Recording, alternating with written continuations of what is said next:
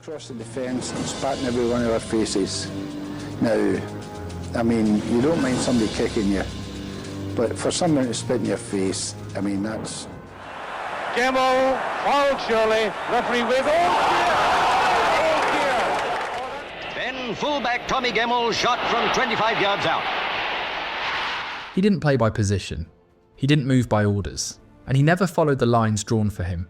Tommy Gemmell played football like it had insulted him. Raised in Craneuk, built from granite and grin, right-footed but flung down the left wing, number 3 on his back, a cannon in his boot. They told him to defend. He went and scored in Europe's biggest final. Twice. He didn't pass the test. He changed the subject. Inside Celtic, he heard things no teammate should ever hear. Outside, he was a target with the wrong name in the wrong colours. Across borders, they didn't try to beat him. They tried to break him. He spoke when others stayed quiet. He shot from places others wouldn't. And when it all turned, he was dropped, blamed, punished. There were moments that stayed under his skin, and there were some names he never forgave, not for what happened, but for how long it echoed. This wasn't a clean career. This was survival, with medals stapled on. If you still care about the ones who gave everything and left with silence, subscribe. This one never forgot, and never pretended to. They said Jock Steen built an empire. Tommy Gemmell helped him build it.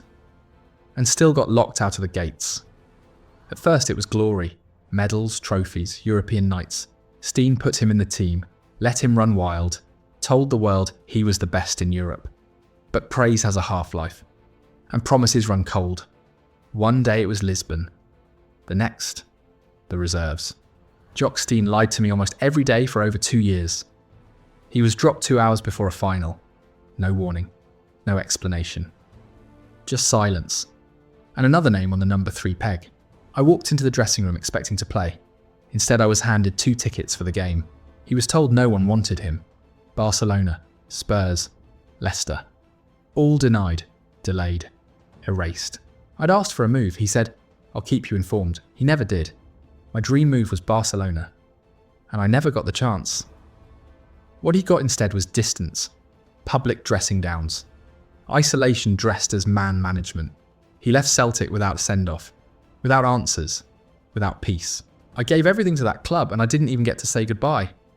It wasn't just betrayal, it was something colder, the kind that doesn't shout, just shuts you out when the cameras turn away. And he never forgot it.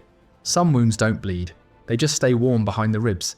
He wore the shirt, scored the goals, won the medals. But inside Celtic's dressing room, Tommy Gemmell still felt like a guest. Not everyone wanted him there. He was Protestant. And for a handful of teammates, that was enough. They wanted an all-Catholic team. Me and Ian Young, we didn't belong. They'd call me an orange bastard when I had a bad game. It didn't matter what he won. Didn't matter that he scored in Europe's biggest finals. Didn't matter that he gave his best years to the badge. There were lines drawn in that room that no goal could erase. He played through it, spoke little, scored plenty, and never forgot the feeling of being outnumbered by silence. Sometimes the hardest tackles don't come from the other team. They come from the men clapping next to you. He learned to lift trophies without waiting for approval, and to walk past the ones who only ever saw the difference. The third name he carried wasn't a person. It was a gang in shirts. Racing Club. Argentina, 1967, where football stopped being a sport and became something uglier. This was the Intercontinental Cup. Europe's best versus South America's best. Lisbon Lions versus Copa Libertadores champions. Supposed to crown the world's greatest club. Instead it crowned chaos. In Buenos Aires, the second leg collapsed. Ronnie Simpson, Celtic's keeper, knocked unconscious before kickoff by an object from the stands. No red card, no justice, just war. Racing's tackles got darker, wilder. The ref, gone, spiritually. They weren't playing football anymore. They were surviving it. Then came Montevideo, the so-called playoff. It became a riot, the Battle of Montevideo. 6 players sent off. Riot police sprinting onto the pitch. Photographers swarming Gemmell with cameras in his face. And him lining up a penalty with the world's chaos behind him. Later in his book The Big Shot, Gemmell stopped pretending. They were soccer gangsters, They kicked us, spat at us, provoked us until we snapped. And he did snap, spat at, kicked, mocked. He turned and volleyed a racing player between the legs. Cameras caught it. It went global. The world called it thuggery. But for him, it was retaliation and justice.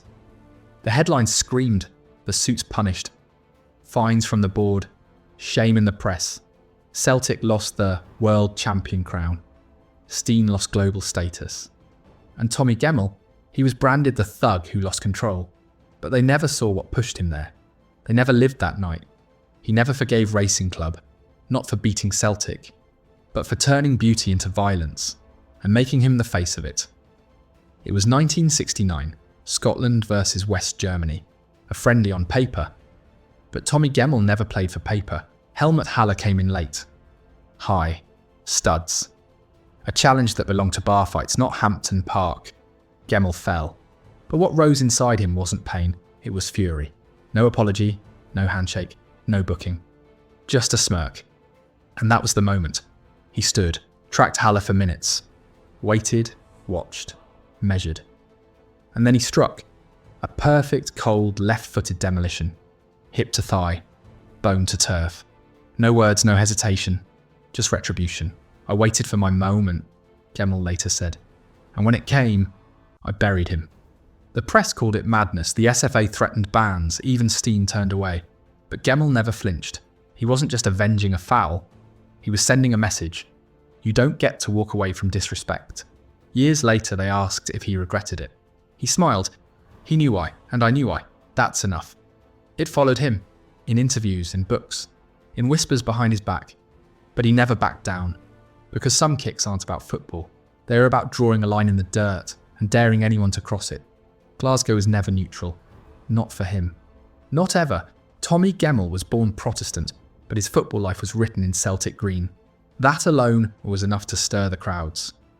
In Ibrox stands years after he'd stopped playing, voices still cut through the noise with the same bitter labels. Orange this, turncoat that. Names thrown like stones at someone who had already given everything. It wasn't just rival fans. He suggested that even inside his own team, there were players who never fully accepted him. Small looks, half smiles, shaded coldness. Not a brawl, not a headline, just the quiet distance that bruises deeper than fists. Then came Dundee, a club that gave him power again, a League Cup final against his old team. He scored. They beat Celtic. And instead of relief, the stands echoed confusion. Some cheers, some boos, all tangled. He walked off the pitch that day knowing he had defeated his past but not escaped its voice. Because in Glasgow, colours aren't just worn. They are claimed, and those who cross them are never simply heroes. He bled green and white, scored in 2 European Cup finals, took penalties like a killer. And still, he only got 18 Scotland caps. Not because he wasn't world class, but because the system never gave him a fair shake. If I'd been playing for Rangers, he said, I'd have had 60 caps for Scotland. That's how he saw it. Not arrogance, but honesty. A world-class talent trapped in politics. At Celtic, he made 418 appearances and scored 63 goals.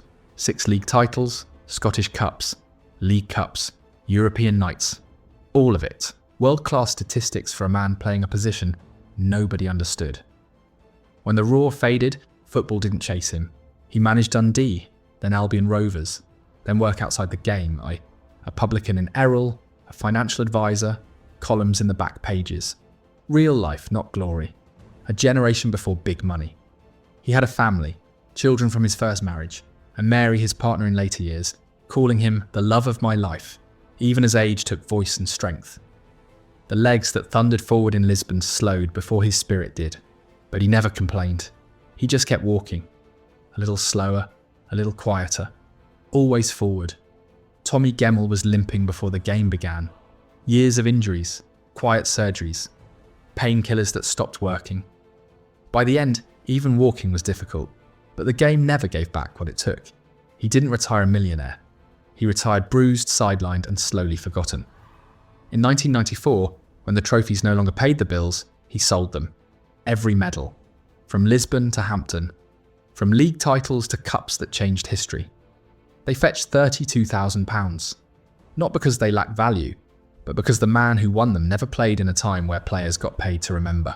He said little, but the silence said it for him. Some blamed Jock Steen. Gemmell's exit from Celtic had been sharp, sour, and never resolved. He was made captain, then moved on. A legend stripped without ceremony. Behind closed doors, he believed Steen had changed. Too much control, too little warmth. He never said it for attention.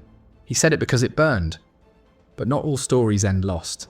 Willie Haughey, a businessman and fan, stepped in.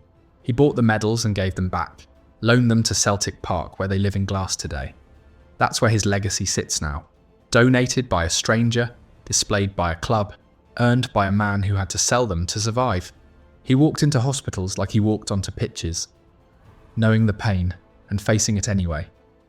In the final years, cancer spread through his body, slow, relentless, and quieter than the noise he once made with the ball. He passed away on March 2nd, 2017, aged 73. No parade, no national tribute, just whispers from those who remembered what he dared to do with a fullback's shirt. His death was marked, but not mourned as it should have been, because players like him never fit the system, and systems write the history books. They called him outspoken, they called him reckless, but what they never called him was wrong. He scored in 2 European Cup finals. He gave Celtic one of the most feared flanks in football. He lifted Scottish football into Europe's elite, before being pushed into the shadows. Tommy Gemmell was more than a Lisbon Lion. He was a fire starter in a game built on rules. He laughed louder, tackled harder, and questioned deeper than they ever wanted. And when it ended, he walked off alone. Still unbroken, still with pride. Subscribe, because some boots don't get replaced. They get buried with the man who made them roar.